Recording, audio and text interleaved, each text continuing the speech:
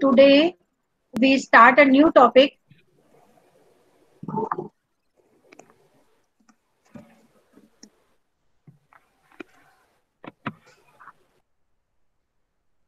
Please set the background and we have your video on. Okay. As yesterday I told you, please be with your video on. Now we have a new topic today, lesson plan. You all are very familiar with the topic lesson plan.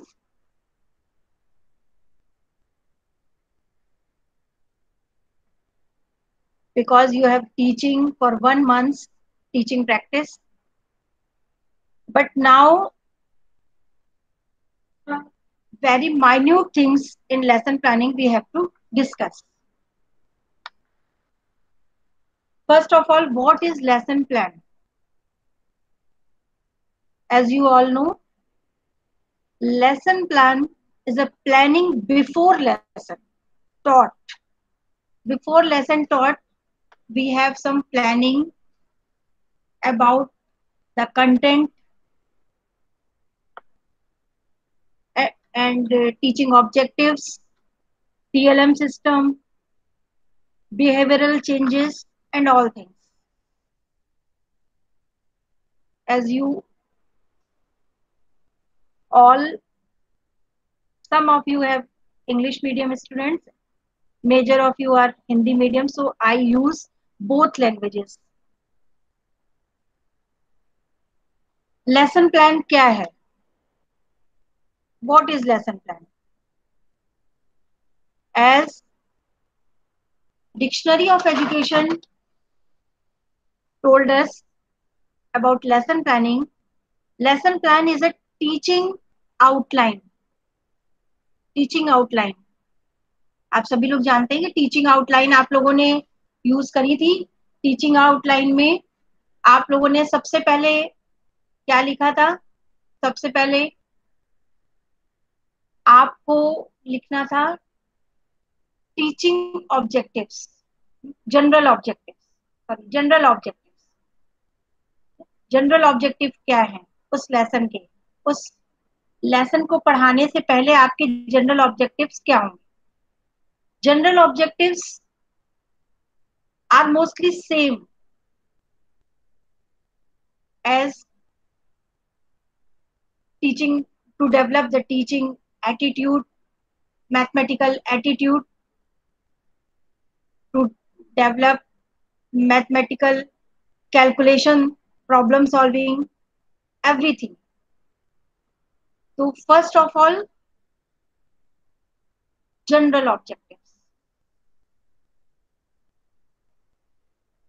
शिक्षा शब्दकोश में यही बात बताई गई है कि क्या है lesson plan? Lesson plan is a teaching outline, important points of a lesson.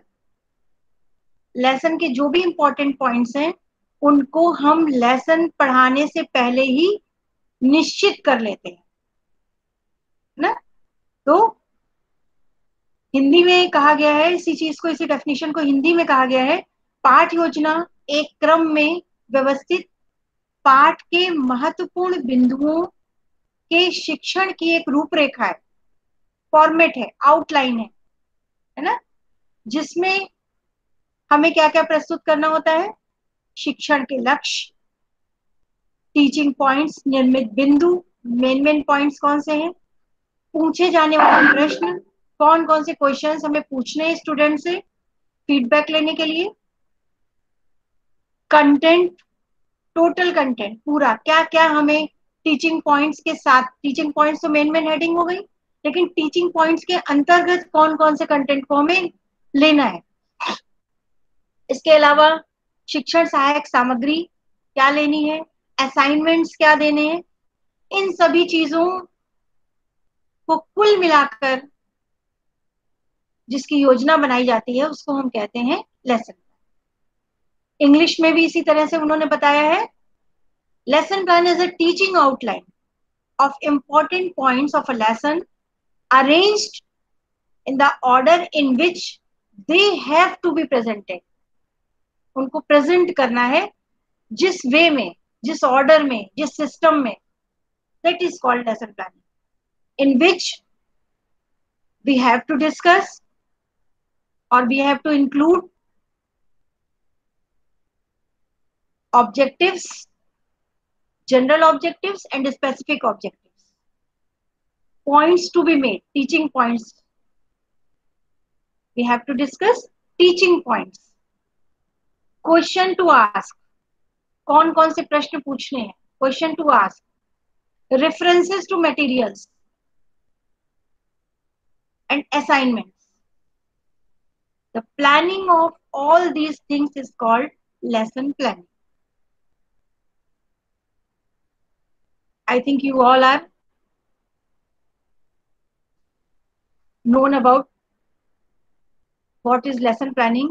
Lesson planning क्या होती है, इसको आप अच्छी तरह समझ गए हैं.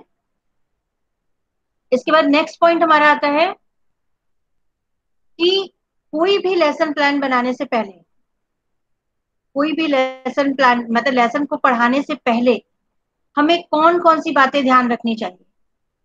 लेसन प्लान आप लोगों ने बनाए हैं, सीखे हैं, लेकिन उससे पहले आपने क्या क्या सोचा, क्या क्या बातें आपने सोची कि हमें लेसन प्लान किस आधार पर बनाना चाहिए. पहली चीज हमें क्या चीज देखनी होती है? फर्स्ट पॉइंट कौन सा होता है?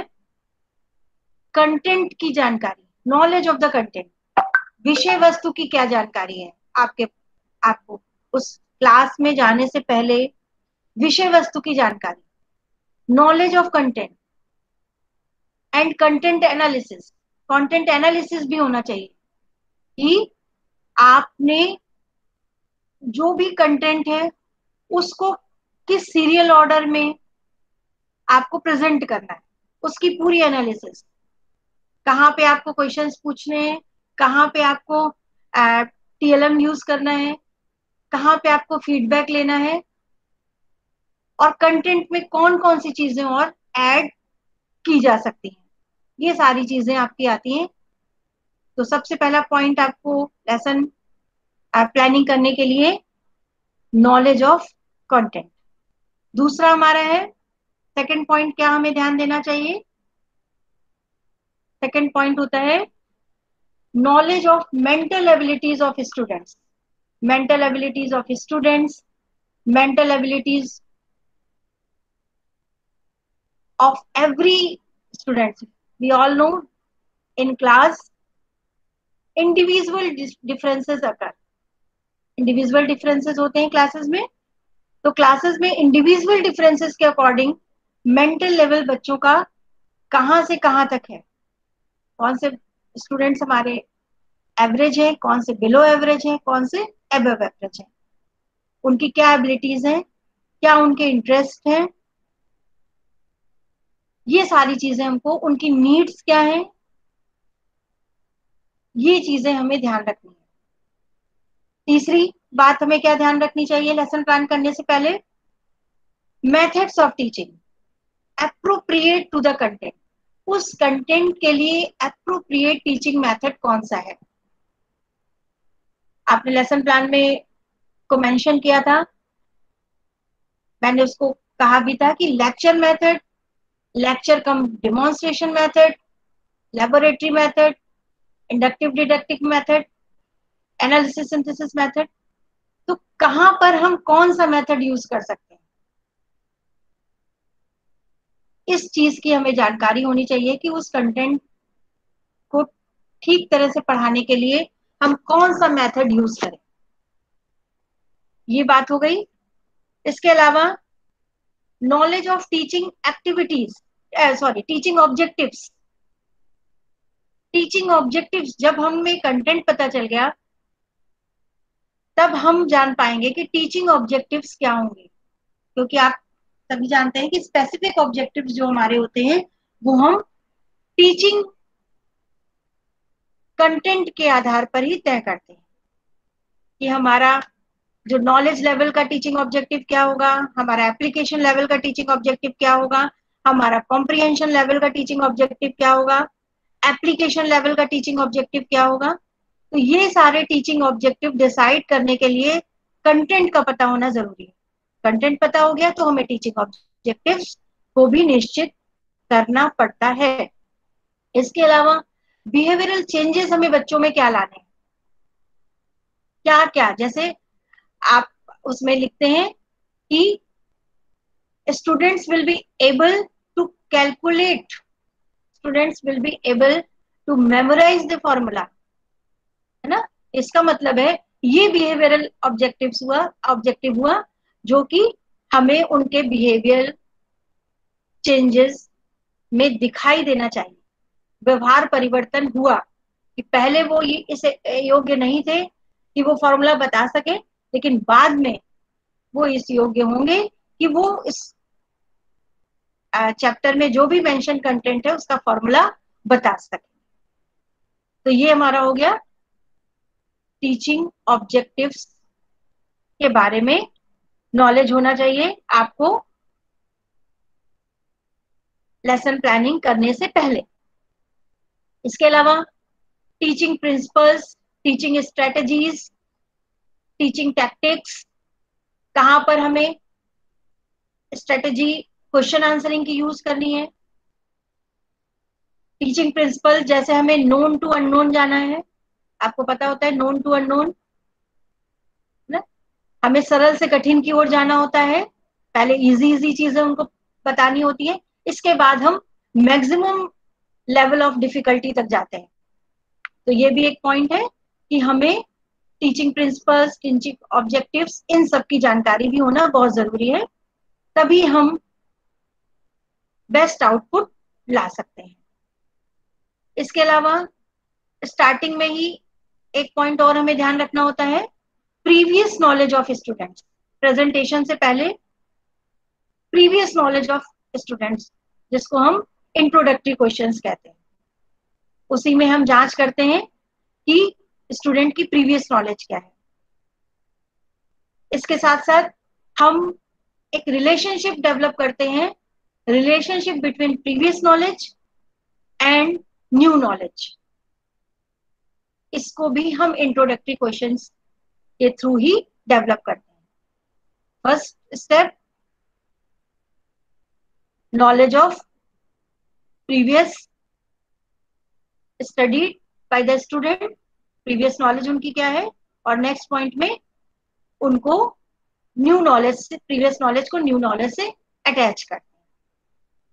इसके साथ साथ हम उनके मेंटल अवेयरनेस को भी बढ़ाते हैं इंट्रोडक्टरी क्वेश्चंस के थ्रू। तो इसलिए हमें प्रीवियस नॉलेज, स्टूडेंट की प्रीवियस नॉलेज की भी जानकारी होनी चाहिए, और कैसे हमको इस संबंध को बनाना है इसकी भी जानकारी, या इसको भी हमें पहले से ही सेटअप करना पड़ता है लेसन प्लानिंग बनाते समय, करते समय। इसके अलावा टीचिंग लर्निंग मटेरियल, कहां पर यूज करना है टीचिंग लर्निंग मटेरियल। आप जब लेसन जब टीचिंग कर रहे थे तो आपको अच्छी तरह से बताया गया था कि जिस जगह पर यूज करना है टीचिंग लर्निंग मटेरियल का, वहीं पे आप स्टूडेंट को उसको दिखाएंगे। इससे बच्चों में एक उत्सुकता बनी रहती है कि वो कहाँ पे देखेंगे, कहाँ पे इस चीज का क्या यूज है, किस जगह पर इसको यूज किया जाना है, और फोकस्ड भी रहते हैं उस पॉइंट के लिए स्टूडेंट्स। तो इसलिए हमें टीचिंग लर्निंग मटेरियल की नॉलेज होनी चाहिए कि कौन सा टीचिंग लर्निंग मटेरियल यूज होना है, इसके साथ साथ कहां पर यूज होना है, कौन सा यूज होना है, कहां पर यूज करना है, और कैसे हम उसको इफेक्टिवली प्रेजेंट करेंगे। इन सारी चीजों की जानकारी हमें लेसन प्लान करने से पहले होनी चाहिए।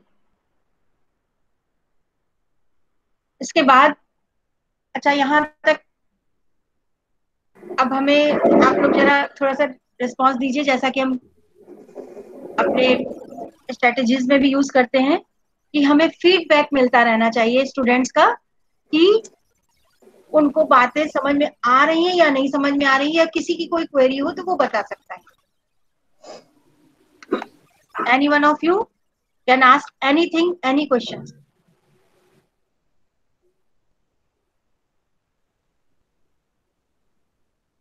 दीपा,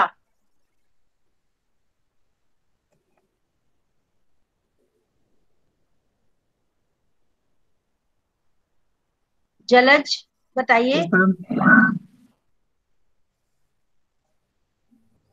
क्या कुछ कहना चाहते हैं आप? नहीं कोई मैम. क्वेरी आपकी हो? No ma'am. ठीक है, यस मैम. तो नेक्स्ट, किसी को कुछ नहीं पूछना है? नेक्स्ट पॉइंट पे हमारा आता है approaches, different approaches of lesson planning. आपने जो लेसन प्लान बनाए थे वो एनसीईआरटी अप्रोच पर बेस्ड थे, but we have different types of lesson plan.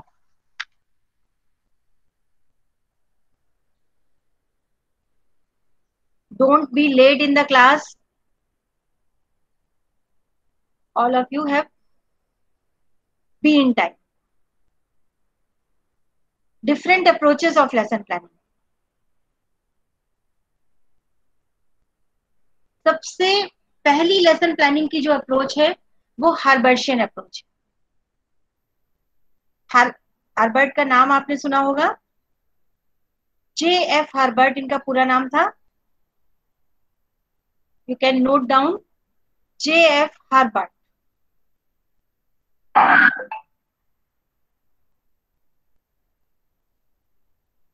It's a starting approach given by Herbert, J.F. Herbert, and the approach is called Herbartian approach. In starting, Herbartian provide only 4 steps of Herbartian approach. Starting में हार्बर्ट ने केवल 4 steps बताए थे उनकी इस हार्बर्शियन approach के। 4 steps में कौन कौन से स्टेप्स थे? पहला था clearness. First approach is clearness, स्पष्टता, क्लियरिटी जिसको बोलते हैं।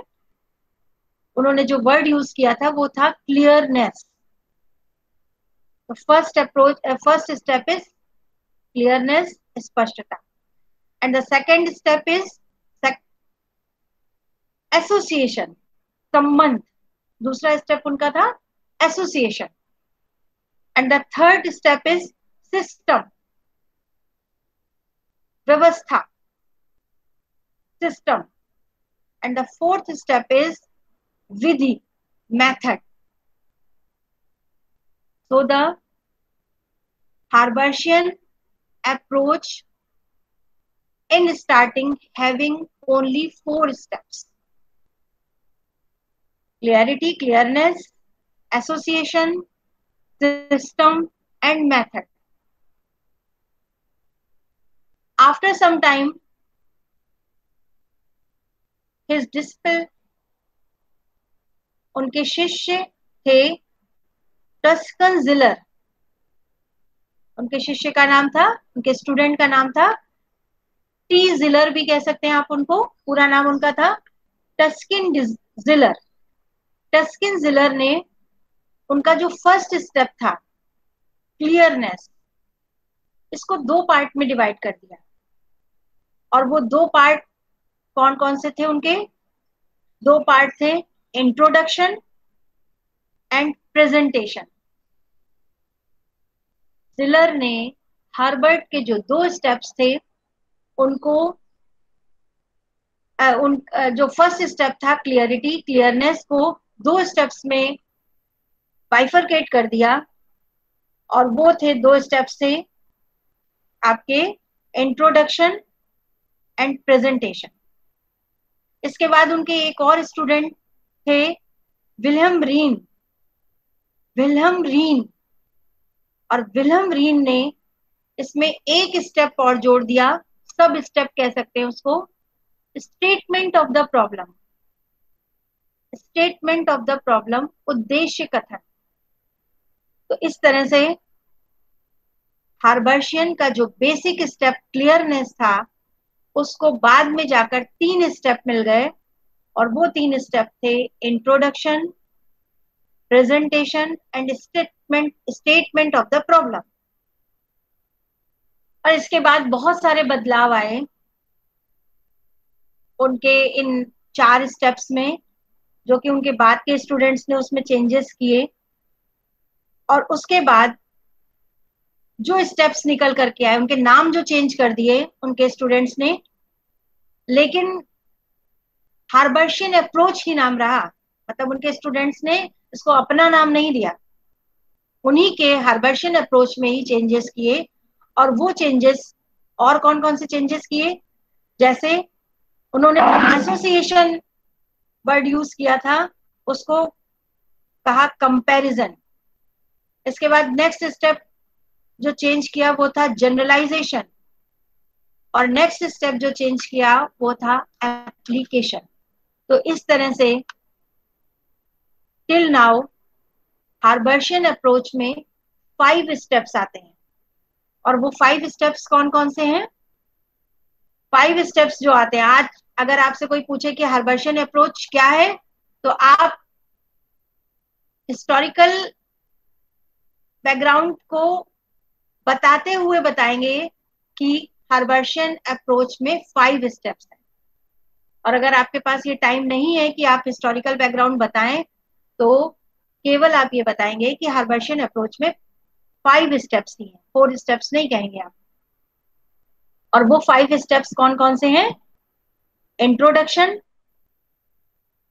फर्स्ट स्टेप को इंट्रोडक्शन के नाम से जानते हैं, लेकिन एक्चुअली अगर देखा जाए तो फर्स्ट स्टेप जो फर्स्ट स्टेप उनका था हार्बर्शियन का, जो बाद में चेंज हुआ, उसमें 2 सब स्टेप्स हैं, ए और बी कैटेगराइज किया गया है। पहला है इंट्रोडक्शन और दूसरा है स्टेटमेंट ऑफ द प्रॉब्लम। पहला है प्रेजेंटेशन मैम। हाँ शिवांगी, क्या कह रही हैं? मैम प्रेजेंटेशन बोला था। हाँ प्रेजेंटेशन बोला था, उसको प्रेजेंटेशन, मेरी बात पूरी सुनिए, प्रेजेंटेशन के नाम से ही जानते हैं, लेकिन उसके साथ एक सब स्टेप जुड़ा हुआ है, स्टेटमेंट ऑफ द प्रॉब्लम। तो फर्स्ट स्टेप को आप ए और बी करके लिख सकते हैं। फर्स्ट स्टेप में ए है आपका इंट्रोडक्शन और बी है स्टेटमेंट ऑफ द प्रॉब्लम। मतलब फर्स्ट स्टेप की बात आएगी तो इंट्रोडक्शन जरूर, इंट्रोडक्शन के नाम से जाना जाता है। तो अगर ए बी करके आपको नहीं लिखना है तो आप केवल इंट्रोडक्शन भी लिख सकते हैं, ज्यादातर लोग इसको इंट्रोडक्शन के नाम से जानते हैं। तो फर्स्ट स्टेप हो गया introduction and B is statement of the problem. Second step presentation, Herbartian approach का सेकेंड स्टेप है presentation. Now third step is comparison, fourth step is generalisation, fifth step is application. So Habermas approach having 5 steps: introduction, प्रस्तावना, उद्देश्य कथन, प्रस्तुतिकरण, दूसरा step है प्रस्तुतिकरण, तीसरा स्टेप है तुलना, कंपैरिजन, चौथा स्टेप है जनरलाइजेशन, सामान्यीकरण, पांचवा स्टेप है एप्लीकेशन, अनुप्रयोग।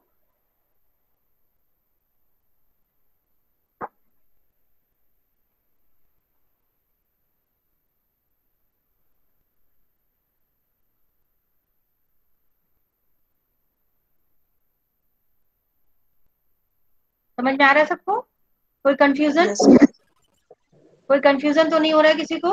फर्स्ट स्टेप में इंट्रोडक्शन के नाम से जानते हैं, आप उसको इंट्रोडक्शन भी कह सकते हैं फर्स्ट स्टेप को।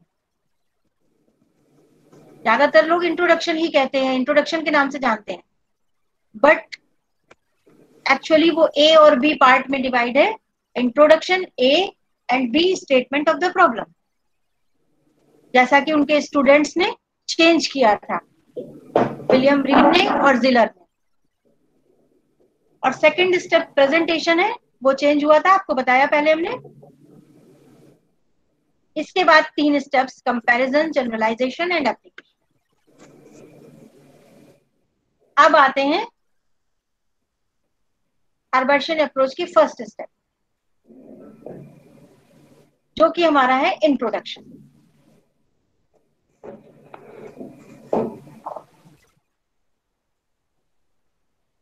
Introduction very important part of lesson planning.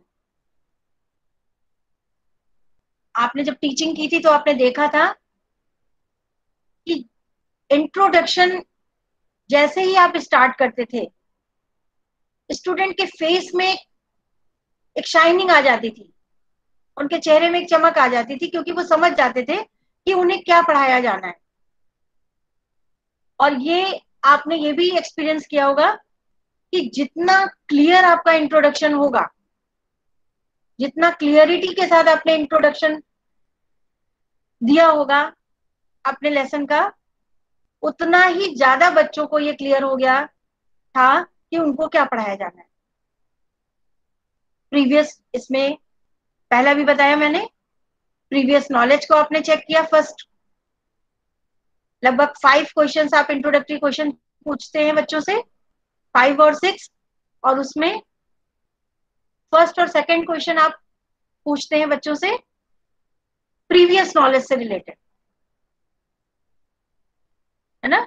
और उसके बाद के जो क्वेश्चंस होते हैं वो ज्यादातर आप पूछते हैं प्रीवियस नॉलेज को और क्लियरिफाई करने के लिए, और उसके बाद प्रीवियस नॉलेज को न्यू नॉलेज के साथ जोड़ने का काम करते हैं बाद के क्वेश्चन। तो जो इंट्रोडक्टरी क्वेश्चन का यही मतलब है, जो कि हार्बर्ट ने कहा था। एक्चुअली चाहे आप एनसीईआरटी अप्रोच ले लीजिए, चाहे आप आरसीईएम अप्रोच ले लीजिए, सारे में जो बेस है वो हार्बर्शियन अप्रोच का ही है। सारे स्टेप्स जो हैं वो हार्बर्शियन अप्रोच के ही है। तो आपने नाम भले ही पहली बार सुना हो हार्बर्शियन अप्रोच का, लेकिन आपने एनसीईआरटी अप्रोच में सारे स्टेप्स को फॉलो किया। तो अब हम आते हैं इंट्रोडक्शन। इंट्रोडक्शन में स्पष्ट रूप से हम प्रीवियस नॉलेज को चेक करते हैं और न्यू नॉलेज के साथ उसको जोड़ते हैं। इसके बाद नेक्स्ट स्टेप हमारा आता है, आपका नेक्स्ट स्टेप इसके बाद में statement of the problem. Statement of the problem, हाँ, इस एक चीज और है, जो आप इंट्रोडक्शन देते हैं उसी के पहले आप डिसाइड कर लेते हैं कि आपके जनरल ऑब्जेक्टिव्स क्या हैं और स्पेसिफिक ऑब्जेक्टिव्स क्या हैं। क्योंकि वो जो ऑब्जेक्टिव्स डिसाइड करते हैं आप, उसी के को बेस मानकर आपका डायरेक्शन जो है वो डिसाइडेड हो जाता है, किस डायरेक्शन में आपको जाना है। General objectives and specific objectives provide you the direction where you have to go, किस दिशा में आपको जाना है। यदि आप ऑब्जेक्टिव डिसाइड नहीं करते हैं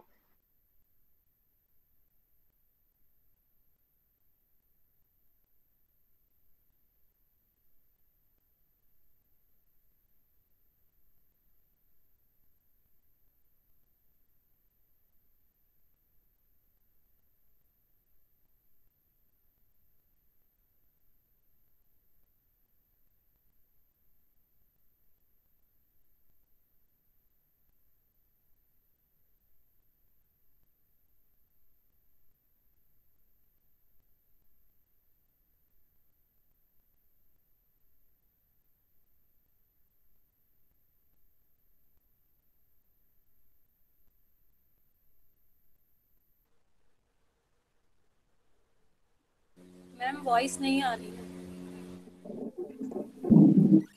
आवाज आ रही है? Yes ma'am.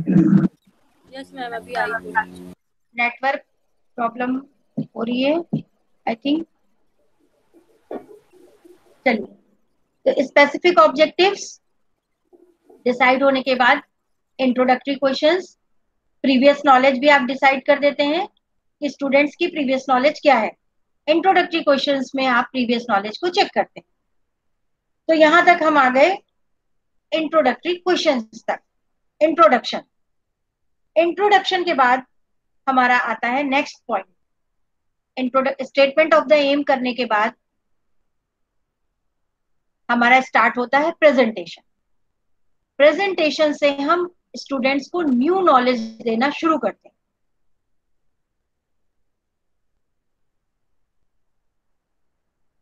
प्रेजेंटेशन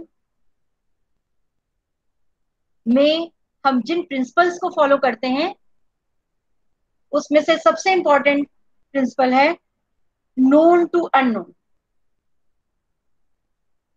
ना, जो बच्चे जानते हैं उससे हम शुरू करते हैं।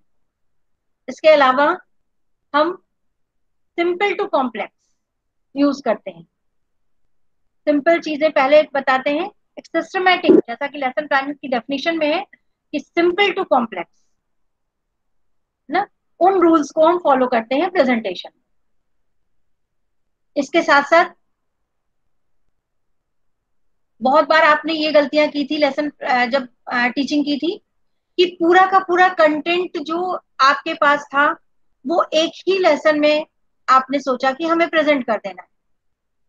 जो कंटेंट एनालिसिस की बात कही गई है आपके लेसन प्लान में, तो कंटेंट एनालिसिस का मतलब यही है कि आप ये डिसाइड करें कि आपको कितना पार्ट प्रेजेंट करना है जो आप आराम से बच्चों को प्रेजेंट कर पाए, उनके मेंटल लेवल के अकॉर्डिंग, उनकी नीड के अकॉर्डिंग। वो आपको पहले से डिसाइड करना होगा कि कौन सा लेसन, कौन सी, कहां तक की चीजों को आपको प्रेजेंट करना है। सारी चीजें एकदम से आप एक के बाद एक जल्दी जल्दी प्रेजेंट करेंगे तो स्टूडेंट्स उसको ठीक तरह से ग्रैस्प नहीं कर पाएंगे।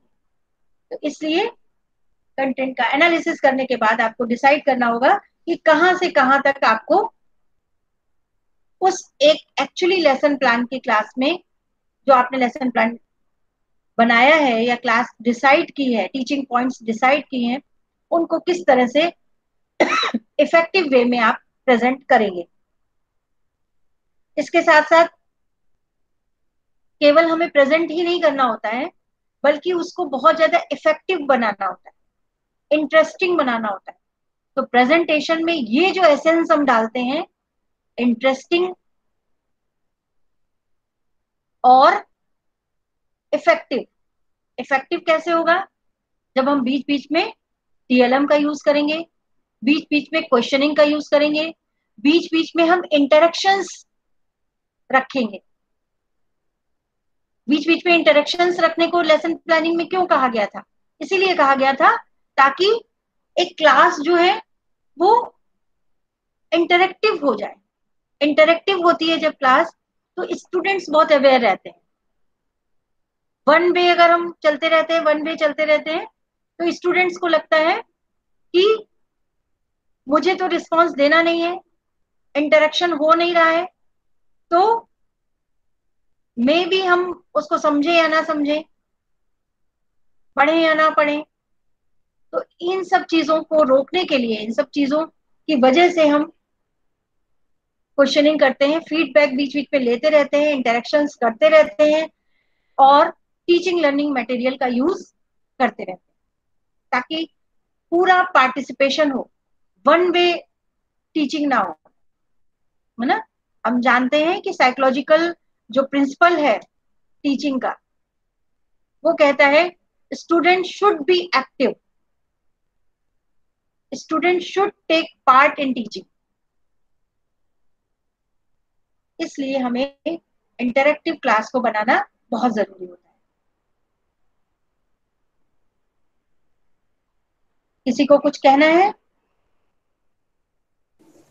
मैम बताइए, आप लोग कुछ बताइए। इंटरेक्टिव करने की बात कर रहे हैं हम लोग, तो इंटरेक्टिव बनाने के लिए आप और क्या कर सकते हैं? कोई मुझे बता।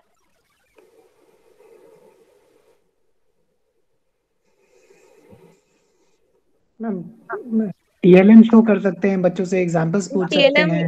Main option, TLM questions. Yes, teaching learning material का यूज कर सकते हैं और टीचिंग लर्निंग मटेरियल के थ्रू ही क्वेश्चनिंग की जा सकती है। एक्टिविटीज कर सकते हैं, जैसे आप लोग एक्टिविटीज करते थे। और क्या कर सकते थे स्टूडेंट्स को और एक्टिव रखने के लिए और इंटरेस्टिंग क्लास को बनाने के लिए? मैम फ्लैश कार्ड में क्वेश्चन पूछ सकते हैं। फ्लैश कार्ड में क्वेश्चंस पूछ सकते हैं। एटलीस्ट लैंग्वेज वाली क्लासेस में तो जरूर से जरूर फ्लैश कार्ड का यूज होना चाहिए था। छोटे मोटे लैंग्वेज गेम्स वाली खिला सकते क्लासेस में हैं। किसी ने भी फ्लैश कार्ड यूज नहीं किए थे, तो फ्लैश कार्ड का यूज कर सकते थे हम। डिफरेंट रियल ऑब्जेक्ट्स के थ्रू क्वेश्चंस पूछ सकते थे, है ना। डिफरेंट एक्टिविटीज और नई नई इनोवेटिव एक्टिविटीज के थ्रू क्वेश्चनिंग कर सकते थे कि जिससे क्लास जो है इंटरेक्टिव बने। टीचिंग मेथड अच्छे से अच्छे यूज कर सकते थे, कर सकते हैं हम। अभी भी आप जब क्लास में भी देखेंगे तब भी अभी आप यूज कर सकते हैं नई नई टेक्निक्स कि कैसे आप क्लास को और ज्यादा इंटरेस्टिंग बना सकते हैं। इसके बाद में थर्ड स्टेप जो है हमारा लेसन प्लानिंग का, कौन सा थर्ड स्टेप है जरा बताओ, कौन बताएगा? दीपिका। थर्ड स्टेप हमारा क्या है लेसन प्लानिंग का? Ma'am comparison. कंपैरिजन। यहाँ पर कंपैरिजन हमें लेसन प्लानिंग में करना होगा प्रीवियस नॉलेज का और न्यू नॉलेज का। प्रीवियस नॉलेज में हमने क्या बताया? प्रीवियस नॉलेज में बच्चों को कितना आता था, और न्यू नॉलेज में अब उनमें न्यू नॉलेज को गेन करने के बाद कितना बिहेवियरल चेंज हुआ। इसका मतलब है पहले जितना जानते थे और अब न्यू नॉलेज को गेन करने के बाद जितना जानते हैं उनका आपस में कंपैरिजन, और उस कंपैरिजन को भी हम क्वेश्चन आंसरिंग के थ्रू जान सकते हैं, फीडबैक लेकर इंटरेक्शन के थ्रू जान सकते हैं, है ना। टीचिंग लर्निंग मटेरियल के थ्रू जान सकते हैं कि अब क्या बच्चों को अब तक क्या समझ में आया, पहले कितना समझ में आया था और अब कितना उनको न्यू नॉलेज गेन करने के बाद क्या समझ में आया। तो ये हमारा होता है कंपैरिजन। कंपैरिजन के अंतर्गत हम डिफरेंट टेक्निक्स यूज कर सकते हैं। नेक्स्ट हमारा स्टेप है जनरलाइजेशन। जनरलाइजेशन में हम न्यू नॉलेज को जनरलाइज कर सकते हैं। जैसे मान लीजिए आपने मैथमेटिक्स की रेफरेंस में अगर बात करें तो न्यू नॉलेज, मान लीजिए हमने पहले बच्चों को सिंपल इंटरेस्ट आता था, उनकी प्रीवियस नॉलेज जो थी वो सिंपल इंटरेस्ट तक थी। हमने सिंपल इंटरेस्ट के इंट्रोडक्टरी क्वेश्चन पूछने के बाद न्यू नॉलेज हमारा हमें देना था कंपाउंड इंटरेस्ट। हमारा टॉपिक था कंपाउंड इंटरेस्ट। अब हमने कंपैरिजन कर ली, बच्चों को कंपैरिजन करके बताया कि सिंपल इंटरेस्ट क्या था और अब कंपाउंड इंटरेस्ट क्या है, और बिहेवियरल चेंजेस देखने के बाद डिफरेंट क्वेश्चनिंग के थ्रू, इंटरेक्शन के थ्रू, एक्टिविटीज के through difference between simple interest and compound interest,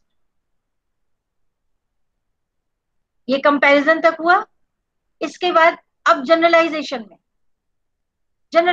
में वो जनरलाइज कर सकते हैं न्यू नॉलेज को सिंपल इंटरेस्ट से कंपेयर करते हुए।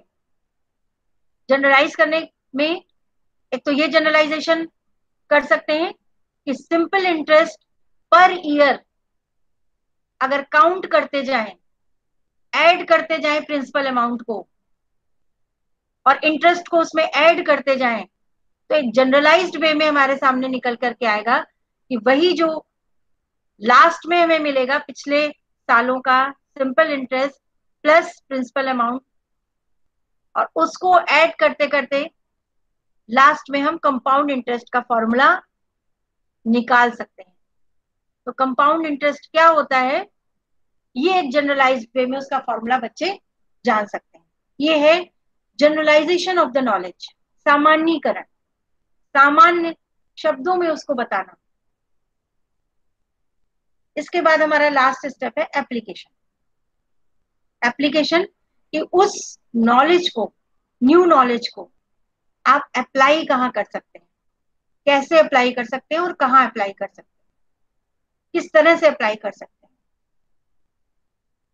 इसमें आप डेली लाइफ में भी अप्लाई कर सकते हैं और अपने एकेडमिक्स में भी जो एक्सरसाइज होती है, जो नए नए टाइप की प्रॉब्लम्स होती हैं, क्वेश्चंस होते हैं, उनको सॉल्व करने में भी अप्लाई कर सकते हैं।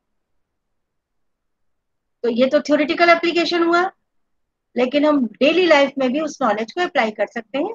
तो ये स्टेप जो बताता है हार्वर्ड का एप्लीकेशन, कि न्यू नॉलेज को अप्लाई कहाँ करना है और कैसे करना है। तो इस तरह से हमारी हार्वर्डियन अप्रोच के ये 5 स्टेप्स हमने सीखे आज। अब नेक्स्ट स्टेप में, नेक्स्ट क्लास में हम देखेंगे कि हार्वर्डियन अप्रोच में जितने भी पॉइंट्स उन्होंने बताए थे, और वही सेम पॉइंट्स हम आज भी यूज करते हैं, चाहे जो भी अप्रोच पर हम काम करें, चाहे जिस अप्रोच को अप्लाई करें लेसन प्लान बनाने में, लेकिन हम सारे पॉइंट्स वही यूज करते हैं। तो हम कह सकते हैं कि Herbartian approach is a backbone of lesson planning.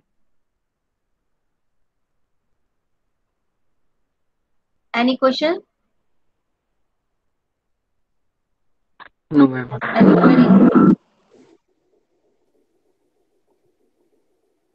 ठीक है, आप लोग को रिवाइज करते रहिए।